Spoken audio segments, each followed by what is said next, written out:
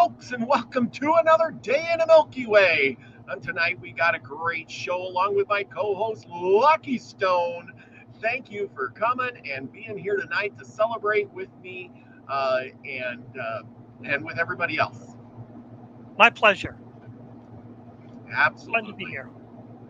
And tonight we're going to review a little bit about several things. Several things tonight. Tonight we're going to talk a little bit about Brian, because he passed away on the 2nd of July 3 years ago, which would be tomorrow. So, with that, I think it's only fitting that we pay a little bit of attention to him. And here we go. Let's see. I got a video here somewhere. And it would only be fitting that we listen to him for once, for a little while. Share screen. Here we go. And here we go. Come on. It's gonna work. It's gonna work. Here we go. Hello, Brian. Howdy, folks. Welcome to another day in the Milky Way. And today is Friday. Got my Happy brother Friday. Brian with me. Yes, sir. Hey guys, how you doing? Much love. You do that every time. And I miss that guy. I hope that everybody enjoys that. He always had some of the best shows. He did a little bit of everything. And let's see if I can find the end here. This he was so good at starting a show and ending the show, regardless of what was in the show, and he loved to end the shows. No, I'm going to wrap her up. You got a Don't you got worry a final about thought, it, Brian? B. Huh? Well, I want to tell everybody thank you for letting me talk to you. I love hearing these stories. It's amazing to be able to connect this way. So gratitude for all that. And you're all wonderful and beautiful people. Look in the mirror and see the beautiful souls that you are. It's amazing to be able to be a part of this life with you. So thank you. Absolutely. Well, brother, I appreciate you. Stay right there with me, folks. I'll be back tomorrow night with Trendy of Truth with Kent and Trina. They're both feeling good. Well, feeling all right. So we'll be here tomorrow night. Until then, be the frequency you want to receive and send those people out there that need some love, because obviously, as y'all saw, folks, there's quite a few out there. Yep. Have a wonderful night. Yep, he sure did know how to run a show. He really knew how to make everybody feel good, Yes. He always stayed calm, cool, and collect. He never got crazy like or whatever, but he always was like, just is that southern attitude that he had. Appreciate him. Miss him a lot. Anyway, we'll bring up some more during the show tonight. But tonight we're talking we're going to talk about our independence. July 4th is coming up here, right around the bend. And it only seems fitting that we talk about independence and our freedoms and all of these things that we have going on. And in this day and age, it seems like we're losing some of those freedoms a little bit day by day. What do you think? I go back to the Patriot Act that was supposed to help battle terrorism, but it just infringed on the rights of the common people. And I read 1984 a couple times, and it became more of a recipe from the government rather than a warning to the people. Doublespeak is all over us. Whenever they see, freedom, something, it's just going to impinge on our rights. It's amazing the world we live in now.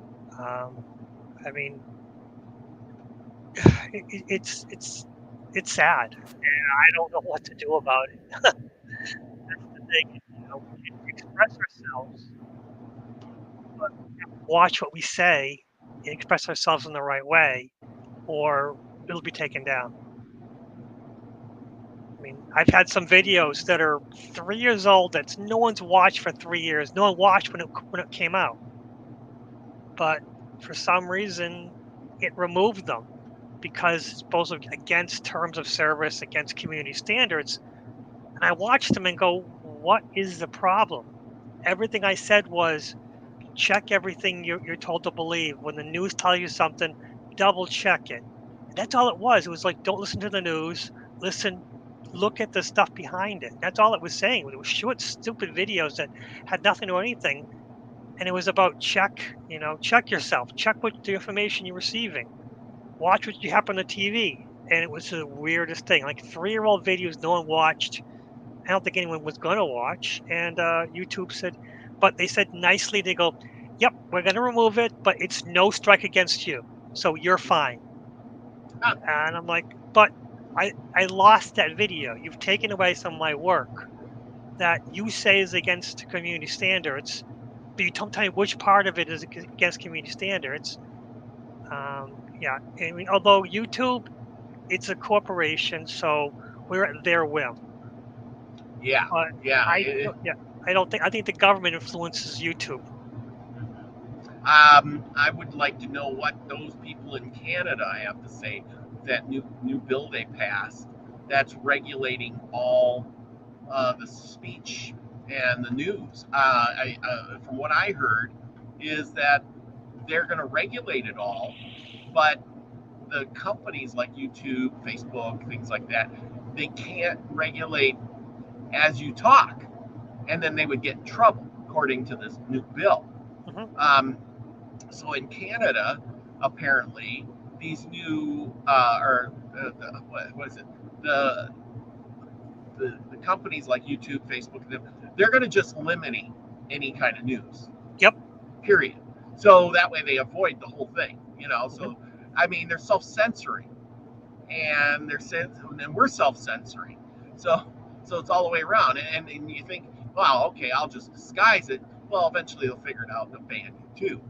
But so it's like, hey, we ain't gonna have any news but the mainstream news, and that'll be it. Mm-hmm. Crazy thoughts. That is exactly what it's doing. It's limiting the internet's news. The only way to get news is from radio and TV now. That's it. And it's easy to control now because Google and YouTube and Facebook, they can't regulate it because, they basically all the news would have to, whatever news was produced on these sites would need to give money back to the news companies that produced it. But there's no way to trace it, and they knew that. So that way they gave Google, Facebook, and YouTube full right to say, yeah, we're not going to show any news. We're not censoring anybody because we just don't know how to control it. It just gives the power back to government. Yes. Yeah. You're exactly right. But no, that's exactly it. They're doing that to us. But I mean, our country has always been trying to stay free, but now it seems like we the people have just given up. We don't fight back. They say, hey, we're going to pass this bill, and if it happens in Canada, how long will it be before it gets here? I mean, it's just a slow process. It's drip, drip, drip. Yeah, everything that happens in Australia or Canada is a test case for Europe and the United States. Yeah. I mean, there's only 30, 40 million people in Canada. You've been to Canada, or you used to go to Canada quite often. I used to go to Canada quite often, and up until 2019. Once 2019 hit and the situation as it was, it made it difficult to cross the border. And now Canada's not the same place it used to be. It's not. I used to strive to move to Canada. One of my dreams was to move to Canada and live there. Now, no way. But again, Yeah. it's like a balancing act. Canada's worse than the United States, so the United States isn't great, but Canada's far worse. It's like what? Hmm. Yeah, yeah. Well, and Scotty boy, who's Scottish, he's wearing a kilt tonight, no pants, but he's got a kilt on, so he's good. He says, "Don't automatically link me with the collective," but that's the thing. Unless we are a collective, we're all individual, and individually we'll lose it. But we have to stand united. I'm not saying that I'm starting a movement. I'm just saying is that we need to stick together on things. We need to protest. And the best way to protest is sometimes with our pocketbook. Don't buy those products. Don't, like you said, I don't go to Canada anymore because, hey, they're too strict at the border. Well, you don't spend your money over there either now. And I don't know if that hurts. I feel bad for people like Nina, Max Vision. They're all over in Canada. Who else is over in Canada? I don't know. But anyway, they're there. I don't know how it's affecting them. They said it's Happy Canada Day over there. Well, anyway, good for them. But anyway, the point is that we have a unique country. We have to fight to keep it. And I think we for many years, we did fight to keep it. We went to war, and I honor all those people who went to war and lost their lives and gave the ultimate sacrifice to keep us sitting in these seats where we are without some, rebel flag or communist flag flying over our capital now and having us be drones to do pretty much, whatever somebody else is telling us. We really have it good where we're really free. We're freer than a lot of other countries to do what we want. Mm-hmm. And we should be proud of that. Absolutely. We are free, and one of the boogeymen is China, because China does own a lot of the United States debt. Yep. But we have to look at the whole picture. China is not as scary as we think it is, because within, I think, somewhere up to 2030, they're going to have more elderly than there are people to work. China's going to crash. But the thing is, this is the time for the United States to build our manufacturing. We have no manufacturing. We have everything made in other countries. Now is the time to build the United States or learn to survive off less, because China's going to crash and all the cheap stuff that we get is going to go away. And now we have to buy. We do have some companies that do made in America. It costs more. But the funny thing is, the stuff you buy in made in America is now, if you're lucky, is high quality. And that's what's happening. Some of the stuff I buy is made in America, and I know it's going to be high quality, made by people who care about what they're doing.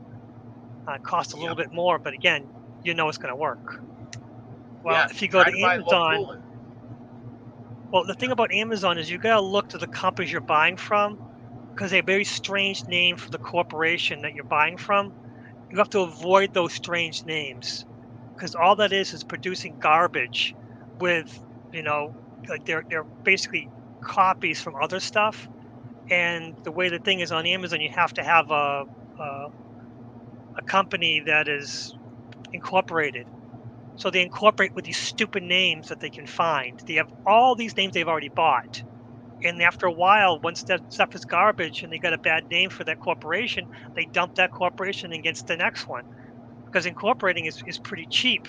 And the whole scheme of things, and Amazon said, well, they're an incorporated site. They're following our rules. It's not our problem.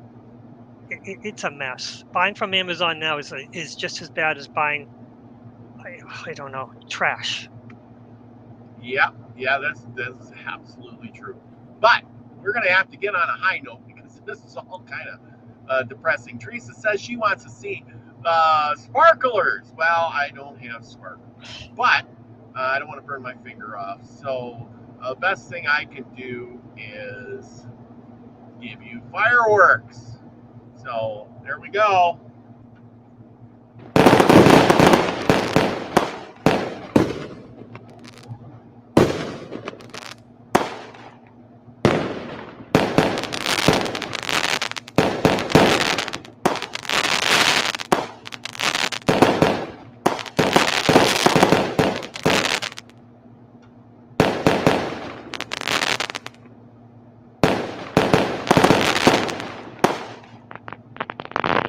I do love fireworks.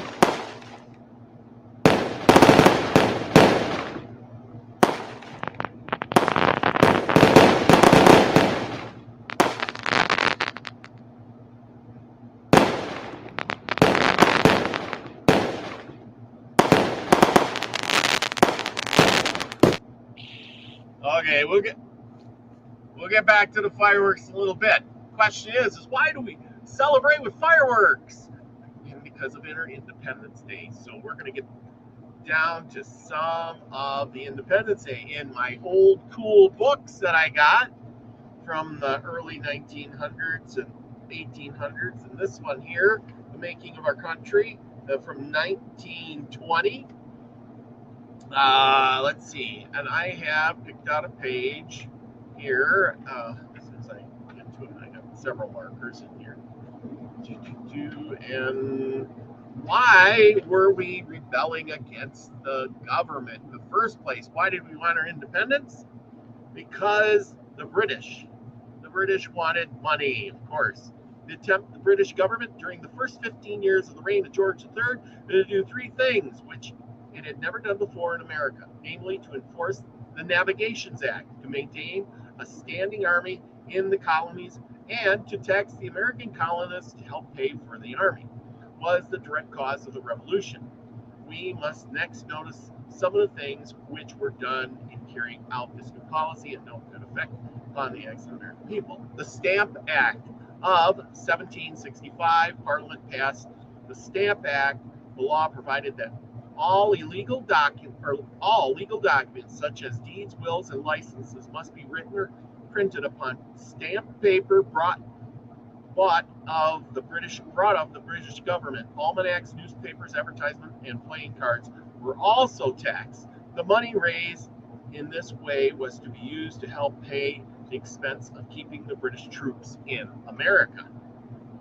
The Stamp Act was passed in spite of the protests of Isaac Barr, a friend of the Americans in the Parliament, who called the colonists those sons of liberty and warned the House of Commons that the same spirit of freedom which actuated with the people at first will accompany them still. Little attempt was paid to that warning. No one seemed to have any idea that the stamp taxes would be resisted in America. Well, here's the thought. Okay, Stamp Act. You hear what they were going to tax? Paper. They didn't have computers. They didn't have television. That's like saying we're going to tax all electronic stuff from now on. Right now, that would be devastating to everybody. Every time you swipe your card, every time you get on the internet, every time you send an email, every time you plug in your TV or watch Netflix or something, you would have to pay taxes on that. It would be pretty much the same thing. People here would go nuts. Mm-hmm. Oh, I drove my car. Well, it had to be logged into the internet. Oh, I used my phone. Well, you were taxed for that. You used your credit card. Well, you're taxed for that. I got on the internet and watched some Netflix. Taxed for that too. Here, this show, taxed for that too. Oh, I looked up 20 different things I got on eBay. Taxed for that too. We would be in a heap of shit. Well, that's if the government could, they probably would now. That's the way they tax everything. So that, I mean, it's kind of upside down and backwards right now because we're just repeating the same thing. I mean, back Boston was responsible for the, Boston, this was the responsible for most of it, unfortunately. It could be Boston too. No, it has to be Boston. What happened was the Boston Tea Party, because they didn't, the Bostonians were kind of tough, kind of silly that they dressed up like Native Americans, like Indians, and they threw all the tea off the boats, saying, we're not going to buy your rotten tax tea. They couldn't even get the tea off the boats. They threw it off. Actually, that's what it is. They couldn't get the tea off the boats, but the government said, to the Dutch, West Indian Company said, we're going to charge you for it anyways, even if you can't get it off the boats. And they said, fine. So they threw it off the boats. And at which point the government said, okay, Boston Harbor is closed. No imports in or out until they pay off the cost of the tea. And the rest of the colonies said, you know what? They threw all that tea off. They deserve to pay. But you're going to kill the city by putting the embargo. And that was the impetus for the revolution. And that's the funny thing about it. Yeah, yeah, absolutely. That was. I don't know if I can find that in here. Maybe if I was looking faster, but anyway. But you're right, and the tax wasn't even that much. No, it was minimal. It was like, a couple percent, 1% or something like that, or 4%. It was really small tax.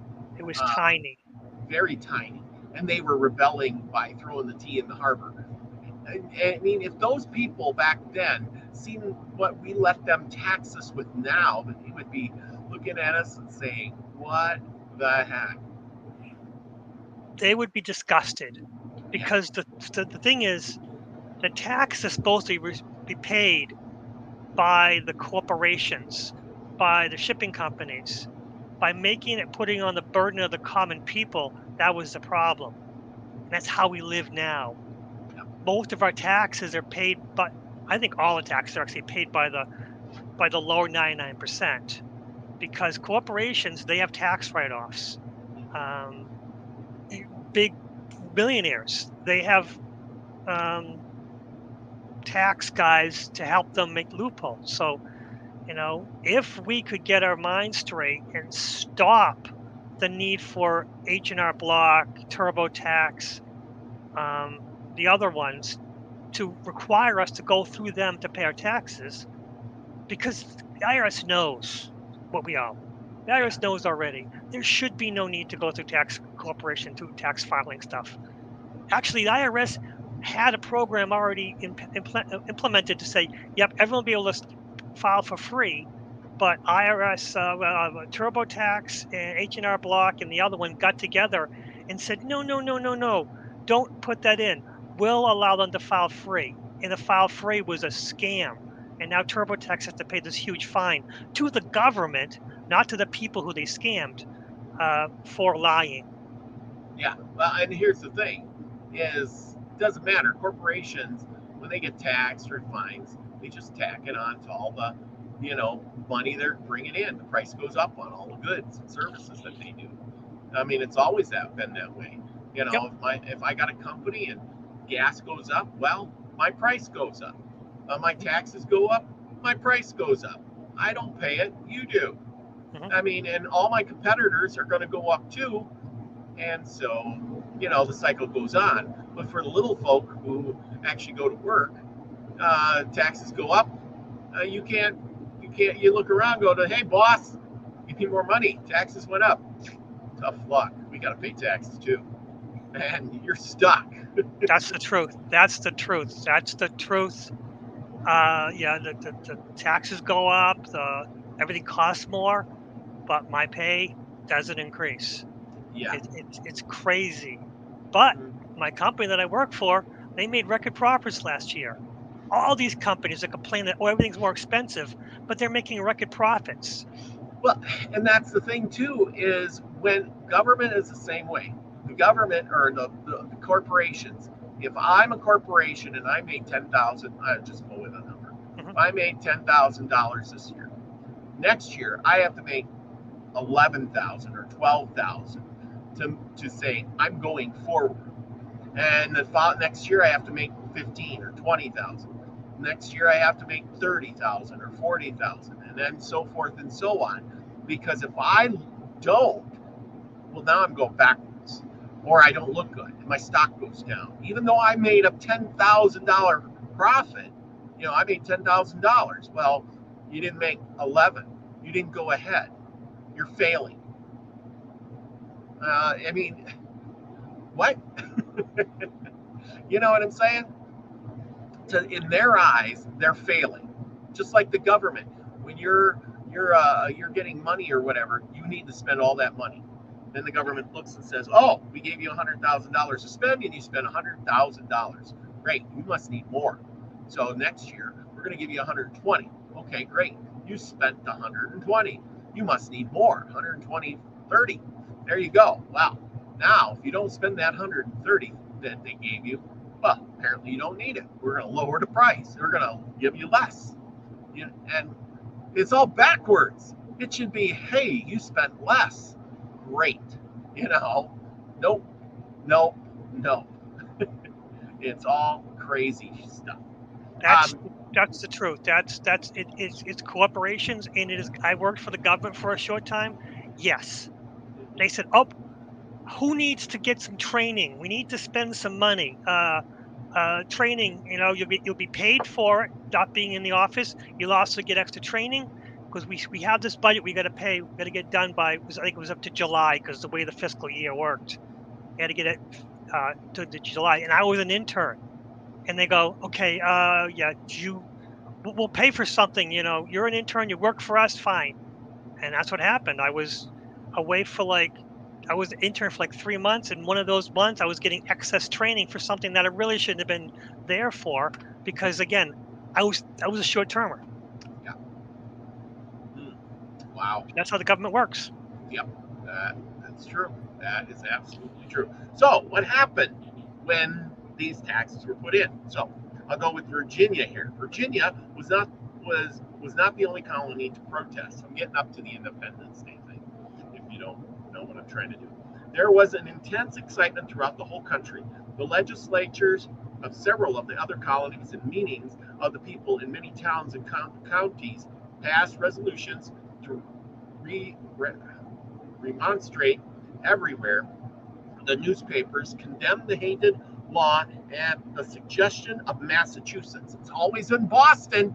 It always happens in Boston. Boston is like the center.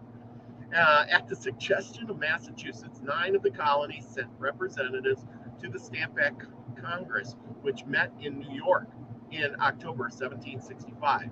James Otis of Massachusetts, John Dickinson, Pennsylvania, blah, blah, blah, blah, blah. The Stamp Congress declared that no taxes can be constitutionally imposed upon the people of the colonies, but by their respected legislatures. And it goes on. And then it says the opposition of the colonies to the stamp taxes was not limited to protests and remonstrance. From New Hampshire to South Carolina, there was rioting and mob violence. Hey, look, same thing happens today. Nothing ever changes. Everywhere associates called Sons of Liberty sprang up. The motto of the members of these associates was liberty, property, and no stamps. And their purpose was forcible resistance to the Stamp Act. The wrath of the people was especially directed against the men who were appointed to distribute the stamps. Their widows were broken in some instances. Windows. Their houses were destroyed, and all sorts of insults were offered them. When the stamped paper arrived in America, it was seized and destroyed. Before the day came when the hated act was to go into effect, every stamp distributor in the colonies had been forced to resign. Wow. How about that? Crazy, huh? Yeah. All over a few dollars tax. Oh, quarrel over the tea tax. When the Parliament's repealed the taxes on glass, they have taxes on all this stuff too. On glass, paper, and painters colors, it was retained the duty on tea in order to establish its right to tax the colonists. This was a great blunder. The Parliament failed to see that the principle of its right to tax them and not to paltry sum of money which they would have to pay was the very thing against which colonists were contended. For the next 3 years, discussions raged over the hated tea tax, and the longer they talked about it, the more exasperated the people became. Yeah. I'm trying to find the tea tax.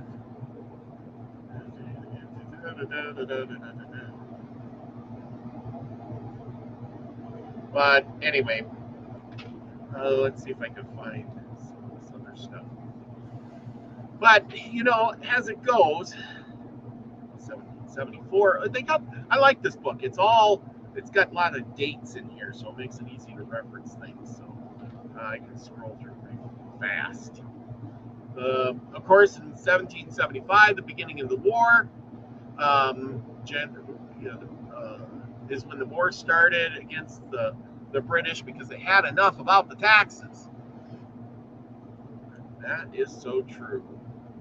1775, and of course it was Washington. Yeah. The news the war had begun was spreading over the country. The Second Continental Congress met in Philadelphia on May 10th, 1775. Adams at Massachusetts, Dickinson and Franklin of Pennsylvania, Patrick Henry and George Washington of Virginia, and the prominent leaders in all other colonies were there. The Congress was our first national government. It adopted the soldiers who were encamped before Boston, there's Boston again, as its own, borrowed money to buy supplies for them, and most important, appointed George Washington to be their commander. In accepting this position, Washington refused to take a penny of pay beyond his actual expenses for his services to the country. But before Washington reached the army, the first great battle of the war had been fought during the night of June 16th. The Americans under Colonel Prescott began to fortify Bunker Hill, northwest of Boston. If it were not quickly driven from this position, the American guns on the hilltop commanding Boston would soon make it impossible for the British to remain in the city. 3 times the British troops bravely assaulted the American entrenchments. Twice they were driven back with dreadful slaughter by the deadly fire of the colonist marksmen. But the British gallantry came on a 3rd time, and when the ammunition of the Americans was all gone, the colonial troops were forced from the field.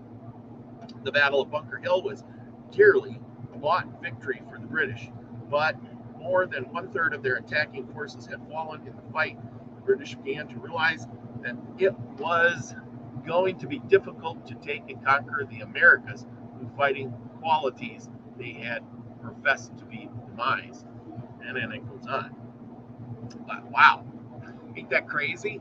The first tale of that, I didn't know that. The first battle was Bunker Hill, and we actually lost, but we drove. Handily, yes. Yes. And again, Boston. And then, Declaration of Independence. When the Revolutionary War began, there was no widespread desire for independence in America. The colonists took up arms to defend their rights as Englishmen. But a year of war brought a great change in their feeling toward the mother country. When George III scorned their last petition, declared them rebels, made war upon them, and even hired thousands of Hessian soldiers in Germany to overwhelm them, the patriotic Americans quickly lost all feeling of loyalty to him. Their experiences in seizing the governments in various colonies and organizing the Continental Congress made the American people feel that they were quite able to manage their own government. And Common Sense, a pamphlet by Thomas Paine, which was widely read, did much to intensify the growing desire for independence. So there you go. And that would have been their internet at that time. You know what I mean? Yes. And but see, that's the thing. Didn't that almost sound? If I change a few words, doesn't that almost sound like stuff that happens today? Yes. It really does. They petitioned, they declared, and they, and they said, hey, you're going to do what I want, and we're going to tax you. And it was like, hey, we don't like this. And, they said, we don't care. It's when the government says, we don't care what you think. You're going to do it anyway. That's true. That's when the people start rebelling. It says Virginia led the work of the separation from a mother country. On June 7, 1776, Richard Henry Lee, one of the delegates from the colony, arose in the Continental Congress and moved that these united colonies are and of right ought to be free and independent states. This motion was promptly seconded by John Adams of Massachusetts. After some debate, it was decided to postpone action upon Lee's motion for 3 weeks in order to learn more fully the wishes of the people in the matter. At the same time, a committee headed by Thomas Jefferson, was appointed to draw a Declaration of Independence. So, here's the thing. You got to remember, we talk about these guys like George Washington, Paine, Adams, John Adams, Thomas Jefferson. These were young guys. They were between 25 and 35 at the most. Mm-hmm. I mean, it blows your mind when you start thinking of how young these guys were. And they were rallying the troops and signing and writing these great Declaration of Independence kind of thing. It just blows your mind. How did they do that when our Congress and our representatives sometimes seem dumb as a box of rocks? I hate to say it, but some of them are. Yes, but the thing is, the funny part is, a lot of us in our youth, we have a spark. We have that in us to challenge authority. But our education system kind of beats that out of us for the most part. I mean, my son just graduated from high school, but everyone's constantly telling him to consider all options. Whatever the teacher tells you, there are other options out there to get secondary information from. Oh, yeah. Sun Tzu's Art of War is a great, great book. But I think that's what happens is we don't have that spark in our children anymore. We beat it out of them, and government is mostly run by old people. That's the worst thing about what just happened with Biden. Nothing against Biden, but when Trump won in the Republicans, I thought that was the perfect opportunity for the Democrats to say, we need new blood. We need a fresh new.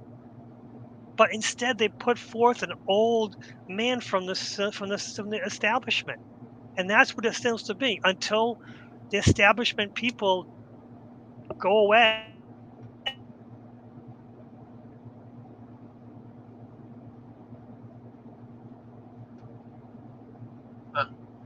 Froze up. Maybe I froze up. I don't know. I can't hear you.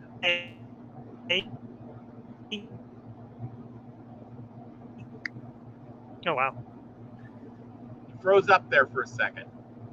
Yeah, I think I'm having internet problems myself. But I think our young people are missing a spark. And until we get to a certain area of mindset, which I think it's out there, because there are people asking questions. There are youth asking questions, and I think it's coming back. But I think it's going to happen. Unfortunately, when it does, all the dominoes are going to fall, and it's going to be a tough transition, but it's going to be for the best. And unfortunately, my Democratic friends who love Biden don't see the whole story with his family. And I'm not Democrat, Republican. To me, I see Democrat, Republicans, left wing, right wing, are the same bird, the same vulture feeding off the little people. And that's what I don't like Democrats. I don't like Republicans. I want something different. We don't have that. Yeah. I mean, I think that's what it's coming down to.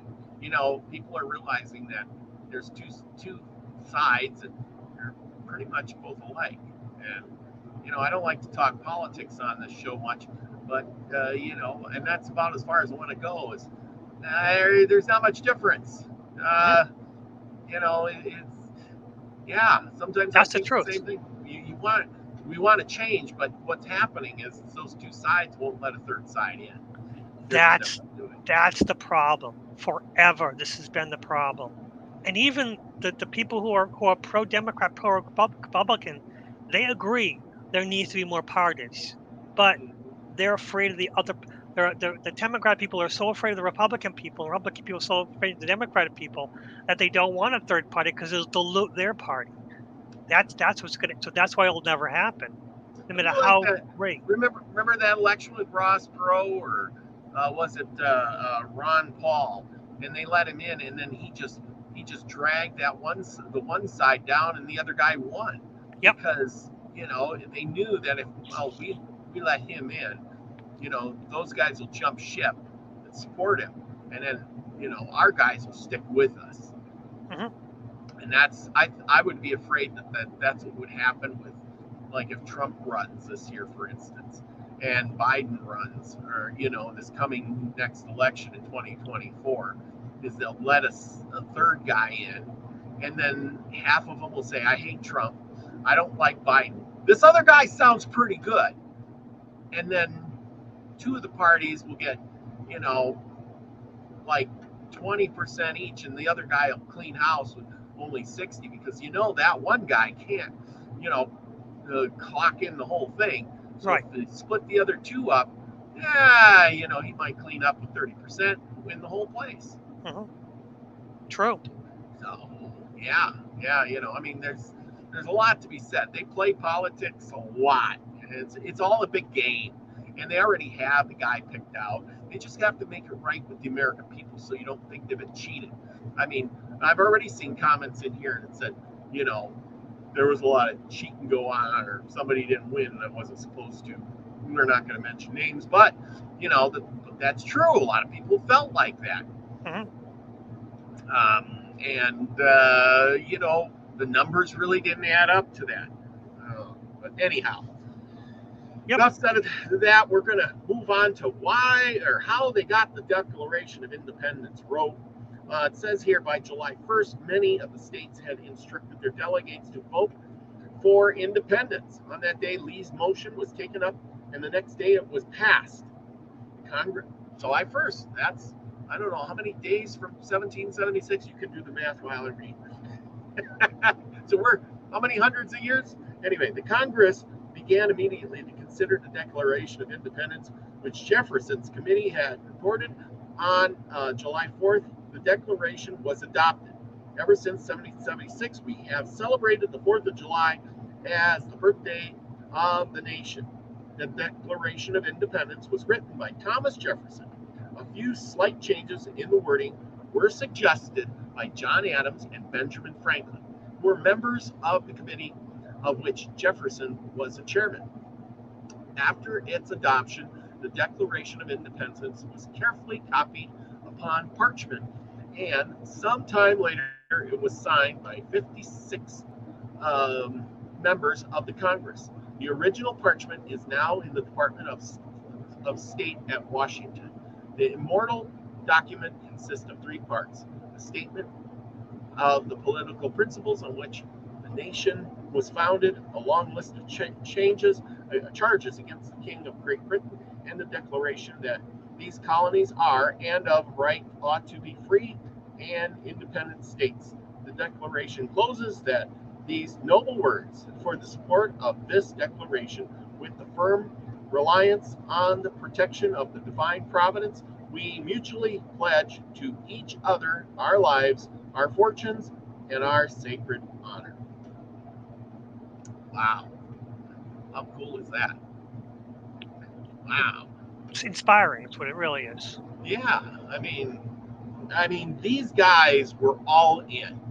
I mean, really.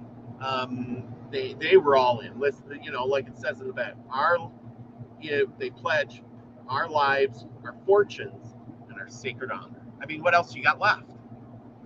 There ain't much left. Wow. The second paragraph of the Declaration of Independence was fundamental principle of democratic government is clearly stated by Jefferson in one great sentence, a sentence that ought to be committed to memory by every young American. It is as follows. You know what it is? Of course you do. The Declaration of Independence? We the people? Yeah, no. But one sentence. I did not know it was one sentence. It's a huge sentence. I don't even know if I could do it in one breath. The Jefferson, one great sentence, a sentence that ought to be committed to memory by every young American as follows. I'll read this sentence once. I'll just read one sentence out of this. We hold these truths to be self-evident, that all men are created equal, that they are endowed by the Creator with certain unalienable rights, that among these are life, liberty, and the pursuit of happiness, that to secure these rights, governments are instituted among men, that to, or varying their just powers from the consonant of the governed, that wherever any form of government becomes destructive to these ends, it is the right of the people to alter or abolish it, and to institute new government, laying its foundation on the principles and organizing its powers in such form as to them shall seem more likely to affect their safety and happiness. And that was one sentence. Go figure. Whew, that was a mouthful. But yeah, you know, they put a lot into that. I mean, he did anyway. I mean, self-evident truths. Basically, use your common sense. The Creator, whoever he may be. You notice how he put in there the Creator. Doesn't mean this God or that God, whatever you believe, you or want to believe. You know, even if you don't believe in a Creator, you know, it could be your mother and father, whatever. Instituted among men deriving the powers, and if the government gets too powerful, you should, you know, institute a new government, laying down its foundation on such principles and organizing its powers in such a form as to them shall seem most likely to affect their safety and happiness. So basically, you should be safe and you should be happy, and that's what the government's there for, is to secure those fundamental rights. That you should have life, liberty, and the pursuit of happiness. And if you don't, and your government ain't letting you have that, then you need a new one. That's the truth. That's the truth. Yeah. There was one rumor that Ben Franklin wanted to write the Declaration of Independence, but they didn't want him to because they were afraid he was going to put in too many jokes. Yeah. Because he was kind of that kind of guy. So they asked Thomas Jefferson because he was more eloquent and much more open-minded kind of person, to, you know, inclusive. Thomas Jefferson was a very smart man. Oh man, I've studied a little bit on Thomas, well, quite a bit on him, and he was brilliant. He read books and had a library, started a college. He was like an architect and entrepreneur. He was the guy. Now, Christy Schaefer says something. What is life? Air, dirt, rocks, water, electric, transportation, shelter, clothes, and food? Yes, if that's what makes you happy. Doesn't mean you have to have any of that. It means that you should have life. What is life? Anything that lets you live. If that includes shelter, food, then that should be life. Your liberty, your freedom. If I'm wrong here, Lucky, just kind of help me dissect that. What do you think? What is this sentence that she's talking about? What does it mean to you? How would you dissect that? These are all physical. Yes. Life, you know, life should be the freedom of anxiety and depression. And I think the physical stuff that is fed to us in our food and our water, it just leads to, you know, our lives is just full of sources of depression and anxiety. So, I mean, the government should be there to relieve stress and anxiety, but our government is one of the biggest responsibility to cause us anxiety. You know, about the taxes. Oh no, the end of the year is coming. Fighting for my taxes, figuring out how to pay my taxes. You know, I ran into that where just everything got, you know, somehow I owed big money to the government. I still can't figure out how I owed so much, but it was just, you know, and that should never happen. And I called, you know, what can I do? And they were like, yeah, we're going to get the money to you either way. We'll work with you, but, you know, don't mess up, you know, and that's it. That's it. There was no debating, you know, I was just a commodity to them. I was not seen as a person. I was seen as a commodity. You know, and the city came by my house and they put a thing that I had to, you know, get rid of some of the weeds in front of my house within 7 days. Yeah. And I called and goes, those weeds are milkweeds to help the monarch butterflies. You might not like them; they might be considered weeds, but I think it's a responsibility to help grow these. And they grew up in my front yard. I want to grow up in my backyard, but they grew up in the front yard. And I wanted to keep them. And he goes, they're seen as an eyesore by the city. And I'm like, but the monarch butterflies themselves, you have to understand environmentalism. Um, they need food sources. We need to help preserve them. They didn't care. I had to cut, and it wasn't anything to cut down a few dozen milkweeds. It was nothing. But to the city, they needed them gone. And I live in a dead end street. Yeah. But because at the end of my street now, there's a new duplex that's worth $1 million. That's another story in itself.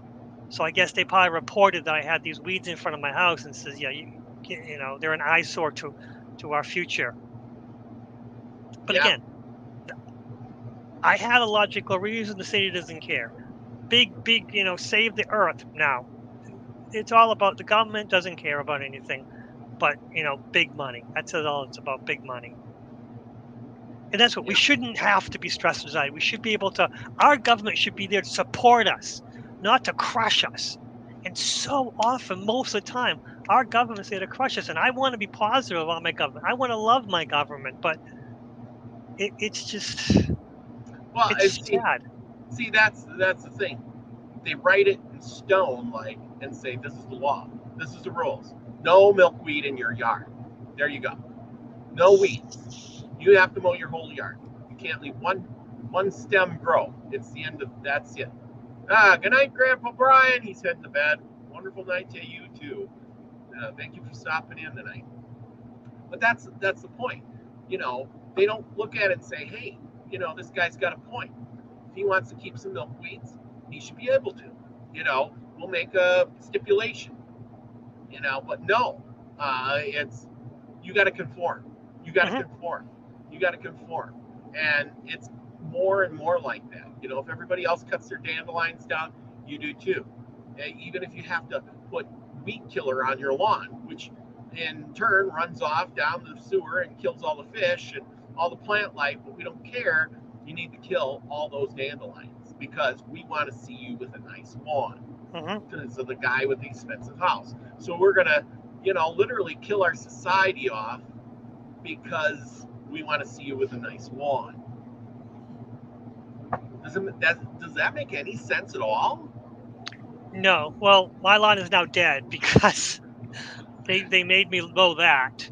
My lawn was full of dandelions at one point, but they required the front lawn at least to be well manicured. So okay, fine. I mowed it to the lowest it could possibly do. So now it's not going to grow anything. But they can't do anything about that. They can't force me to grow grass, but they can force me to cut the grass. Like I said, when you live in town or city, even if you live on that dead end street, you got the guy coming around saying, hey, or a neighbor over there looking over. He's got a weed. I'm calling the cops. What? I spy. He's got a tin can in his yard. Can't have that. He didn't paint his house. It's got chips on it. You need to paint your house, or we're fining you. Well, what? I can't afford to paint my house right now. Doesn't matter. We don't care. We're gonna fine you every day until you do. That's it. The government should be there to help the people. No, but it's now set to crush. Yeah. Crush nonconformists. There's so many laws to make everybody happy and live together. Live and let live. If I want to let my house look dilapidated and you want a nice house, fine. Go ahead and have a nice house. But then, hey, that makes my property taxes go down. So you need to have, and the cities along with that because they're like, yeah, well, if they put in a nice duplex and we're going to make you have a nice house and we're going to up your taxes now too. Now we're going to collect more. More revenue. Woohoo! That's the truth. That's the truth. I mean, all the cities in my area, they have one cable company. So there's no competition. So if you want cable, you've got one choice. And that's because they made a deal to put free cable in the schools. But all that free cable in the schools has advertisement. How is that possible? Yeah. Yeah, that's exactly right. Max Vision, do you have a show tonight? I see he must have a show tonight. Can you put your link in there so everybody can go in there? He says, I got to go too. If not, I'm going to try to put it in for him. Anyway, we're going to do a little bit more on Brian, and then we're going to let everybody go so they can get on over to Max Vision's class and do some remote viewing. I did some the other day. I wasn't so good. I don't know if you made it over there, but Yeah, I did. I was the whole time. yeah, I did for a while, and then kind of fell asleep. At the end, Yeah, I had a notebook here. I filled it all every time. I wrote some stuff down. Yeah, there. I put it in for you, Max. There's Max's thing. He's got the thing going on. But we are going to do a little bit more from Brian. And let's see if I can find one here with Brian. And I got a whole bunch of. Okay, while you're talking, Brian is actually the impetus to get me to start my channel. Really? I was not in the chats. I just watched, and I found that more enjoyable. And I'm wondering more if I should do that more, because you can focus more on the show than in the chats. And but you know, he gave me the impetus to start my stupid channel, and a short while later, you know, he moved on. And then you started your channel. I jumped on. I was like, no, you're not gonna do this anymore. I'm gonna be part of this somehow. Well, and that was the thing with Brian. He got me on there. I never had. I mean, I just had my own little channel where I posted some stuff like here and there. You know, I was practicing and just some horse riding stuff and things like that. But he really inspired me to have me come on and say, hey, come on and be on the Trinity of Truth thing and blah blah blah. And I started doing that.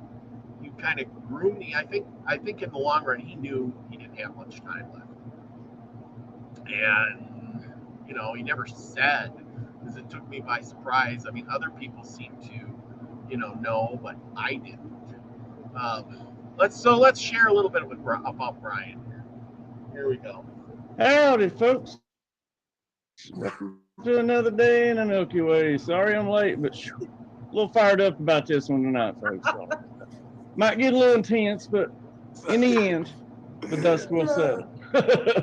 So, we've already been getting. I swear that's what I was going to tell you, Trent, before we even came on. When I know that we're going to be talking about something, if I'm going to call you or something, we need to just start pressing record. Because just like, the reason we're doing this show is because I had this download, and immediately I called Trina, and she was bouncing things right in line with what I was saying. And just like these pre-show conversations, they're gold. Sometimes it's better than the show. I know. So one of these days I'm going to start doing that. Yeah, it's it's like it's non-filtered yet, so we're just like rah. It'll be like prequels and bloopers. Yeah. But anyway, hope everybody's doing good tonight. Hang on, I was picking my nose. Are we on yet? Oh no. In high def. If you don't know who that is, that's Kent Nichols, and of course Trina. And Kent's from Canada. Last I know, he was building himself a cabin up there up north somewhere, on the Pacific coast, somewhere out that way. He used to be on all the time, and I had him on a couple of times, but then I sent him a link all the time, but I don't know if he's got internet. Let's jump to the end. In anything, and always let's just make the best of everything, So. I don't know. I don't know if I got a show tomorrow night, to be honest with you or not. I'm gonna have to look through my emails and stuff, but I don't think I do. But if not, I will be back. We were thinking about it, Brian, with doing maybe some fun. That's what it was, the Simpsons thing. Yeah. Okay. Yeah. We may do that. I'll get back to you tomorrow. Chances are we'll be here. But like I said, if not, I'll definitely be here Monday night for the Higher Mind Monday. So until tomorrow Monday, be the frequency you want to receive, folks. Get out there and spread some love and care. I love you all. Have a good night. Yes. Those were the days. I remember I couldn't wait till he had his show, and then he would have his show, and and I would be sitting on the edge of my seat, because it'd be like, oh, Brian's got a show tonight. You know, gotta get on. Oh boy. And so yeah, those were the days. Here, let's share one more. This is where he was getting me in it. See, Lucky, I think in a way, Brian inspired so many people. He really Yes. did. He's actually responsible for some of my library. Some of the books he was referring to, I end up buying. Yeah. They're here. There was actually a box of Brian's books that he was inspiring me to buy. Yeah, kind of like Wayne. Wayne inspired me to buy a lot of books. You know, yeah, unfortunately, Brian inspired me to get on and do all this YouTube stuff. I had no desire to be, you know, have my own YouTube channel and, you know, collect the Soul Tribe and have them here and do stuff. But hey, we do what we got to do. Yeah, the Wayne PDFs fill up my computer, and if they're good enough, I'll end up buying physical copies. Yep, me too. Toes. Howdy, folks. Welcome to another day in the Milky Way as the bell tolls in the background. Yeah. You got your tongue all tied up, huh? Yeah. Right on time. Yeah, we made it right on time. So anyway, welcome to another Saturday with Robert V. and Trina Finks. How y'all doing tonight? Great. Good day. It's always chirp. It takes a minute. I don't know if it's a delay or if it's just, I don't know. Anyway, hope y'all have had a great day. It's actually, we had a lot of that sand in the air today again, you know. Didn't really have the sunset like we had the other night, to be honest with you, I don't know. My mom sent me some pictures earlier. I hadn't looked at them. That's so funny. Look at me back then. That was, had the old headset on and you know, Brian with his hat, his custom derby there he had. Jeez, that's 3 years ago. That's before I even had green screen or anything. Skip right to the end, right about there-ish. See what he had to say and how he had the show. Just thank you guys all for your participation. This wouldn't have been anything without you. So I loved learning about what you guys like, and I think it's fabulous. So we all know that music is powerful, and for us to share that together, I think it's just cool. So thank you. Yeah, thank you both for coming on, and Robert, thanks for doing the groundwork on this. Like I said, much appreciated. Make sure y'all go and check out Robert V's channel, and like I said, tomorrow night I'll have Brian Lunsford and Darth Samuel on the guy, so tune in then. Until then, be the frequency you want to receive, folks. I love you all. Have a wonderful night. Those were the days. But yeah, those were the days. This is that guy. Let's see here. Mr. Schaefer. It's supposed to be a commoner representing a commoner. Or nothing.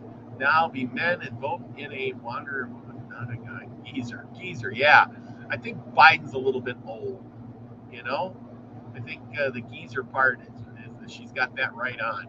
I mean, what's your thoughts on the age? I mean, at a certain point, does your cognitive ability kind of go to the wayside along with your physical ability? The thing is that we have a retirement age, but it doesn't count for Congress. Yeah. Nancy Pelosi, Chuck Schumer, Biden, they're all too old. Even Trump is too old. There should be a rule that, hey, we appreciate advisor, fine, but you can't be responsible for running the country. Most of the people their age are forced to retire. Yeah. Why can't you know? And also, Congress people should not make more money than the common people make. There should be a rule so that the economy should be, you know, they also have too many helpers, and it's just ridiculous that they can't even read their own laws. The laws are too big, you know, it's too confusing, and they put riders on them. Government should not be that complicated, but it's written by lawyers to be confusing, and so the common people don't protest too much. Yeah, we live in a time when literally we're run by oligarchs who just don't care about the common people. That's sad. That's very sad. We can prevent that if we work together. Yes, I totally agree. I totally agree. There should be limits on how old, when you get so decrepit that you can't function. And, to trust our whole society with some guy who might not really be in, his own capacity, his own well-being, I guess, that in his own functions. If you can't walk up steps and you can't do a lot of things, I don't think you should be running a whole country. You should be in charge of your cognitive abilities, at least. So anyway, well, we're going to round this out. Got anything last to say? No, I appreciate this country to allow me to express myself, and I'm hoping that one day we can be free on all platforms to say exactly how we feel and let everyone make their own decision. We're all adults here. We should all have the ability to present our side of the argument and let everyone decide for themselves what is right or wrong for them. And that's what I loved about this country, and I think we can get back there someday. Yes, I agree. And if nothing else, I know a lot of people out there, they complain about stuff, but maybe you can't do anything about the government, the big government. So start local. Go to the meetings. If you really have gripes about stuff, become a county member. Do something locally and work yourself up. Maybe you can do something in your small town first, just like the colonies did. They, were states, and they were grumpy with the England, with the King George, and then they all joined together, united as one fighting force versus independent states. And if they just stayed independent states, they would have all been conquered. And nobody would have ever got away. They would have been like, well, New York doesn't have enough guys, Virginia doesn't have enough guys, Massachusetts too small, Boston was conquered, so the whole thing fell in, and that would have been the end of it. And England would have kept ruling and taxing and doing whatever. You have to be united, but you have to start local. The towns and townships, go together. Then they go to county, to the state. The states get together. They make decisions as the government, changes the government. It's a pyramid scheme, and sometimes you got to start at the bottom, and it shakes the top. So there you go. That's the truth. That's the truth right there. So there you go. That's what us little guys can do. Because if you or me ever ran for president, we'd never win. No. So it's not even worth trying. But if I ran for a local government thing, I might win. I might get somewhere. I might be able to make some local changes, which could affect bigger things. And then I could convince townships to get along with me. And then the next thing I'm saying, hey, I'm going to run for, county in the state, and then blah, blah, blah. And who knows, work my way up, but you got to start somewhere. And we're going to go off with a bang here. So here we go.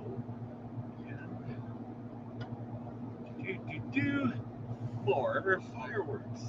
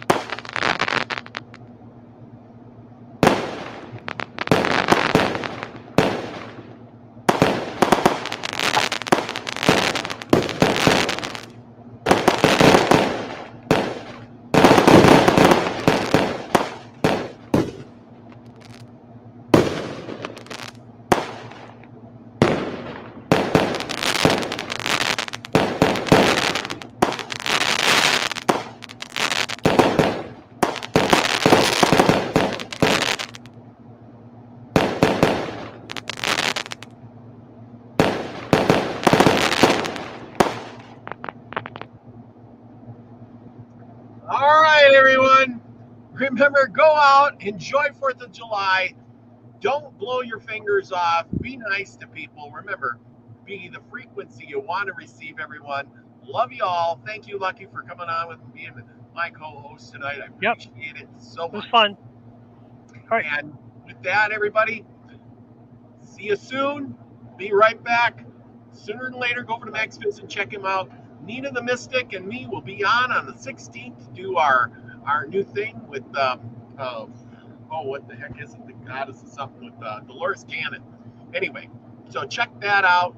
And remember, be the frequency you want to receive, everybody. Love you all. Peace, everyone.